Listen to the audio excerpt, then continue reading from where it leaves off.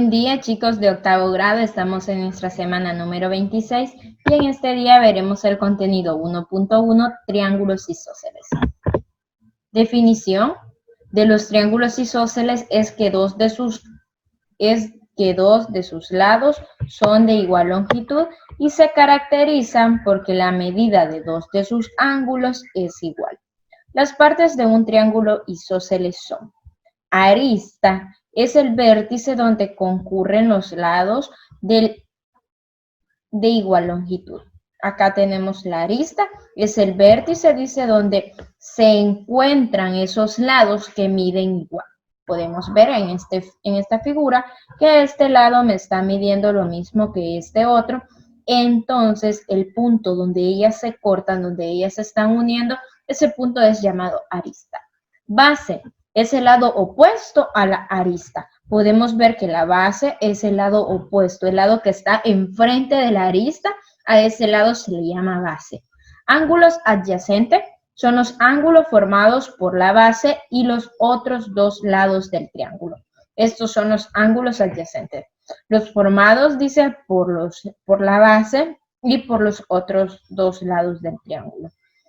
Lados opuestos a ángulos adyacentes son los lados de igual longitud en un triángulo isósceles. Serían estos lados opuestos a ángulos adyacentes. Debemos de reconocer lo siguiente. Primero, hemos dicho que un triángulo isósceles es aquel que tiene dos de sus lados que miden igual. Esa es la principal característica.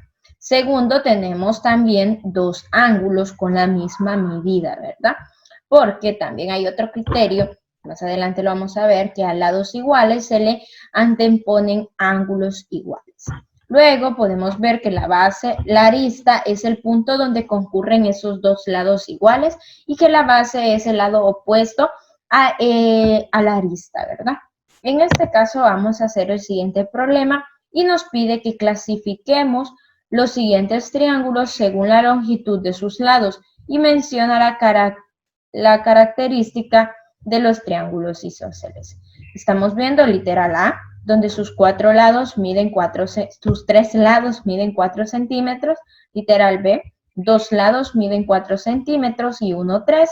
Literal C, todas las medidas son diferentes. Y literal D, todas las medidas, bueno, tiene estos dos lados que miden lo mismo, ¿verdad? Pero también acá tenemos un ángulo que es un ángulo recto.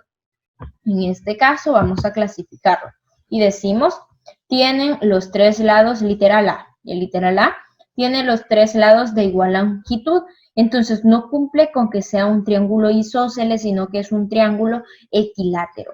Literal B tiene dos lados de igual longitud, entonces este que miden sus dos lados de igual longitud, ese sí es un triángulo isósceles.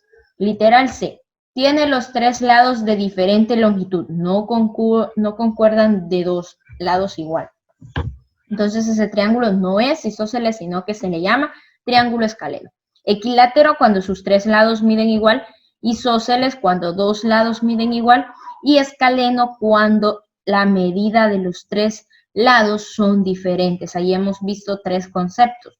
Literal D tiene dos lados de igual longitud, entonces es un triángulo isósceles, porque este mide 3 y este mide 3. Podemos concluir diciendo que ese sí es un triángulo isósceles. Sin embargo, también dice, observa que también cada triángulo se puede clasificar por sus ángulos. Esto que tengo acá señalando, estamos clasificando según sus lados, en equilátero, isósceles y escaleno. Pero también nosotros podemos clasificar según sus ángulos. El literal A es acutángulo. ¿Por qué? Porque sus tres ángulos son agudos, es decir, sus tres ángulos miden menos de 90 grados. El literal B también es acutángulo. Las tres medidas de sus ángulos es menor que 90 grados. Literal C. Acá, si nos concentramos y si pudiésemos poner el transportador, estamos observando que la medida de este ángulo es mayor que 90 grados, pero menor que 180. Ese caso es un triángulo que se llama obtusángulo. Es un ángulo obtuso el que posee, ¿verdad?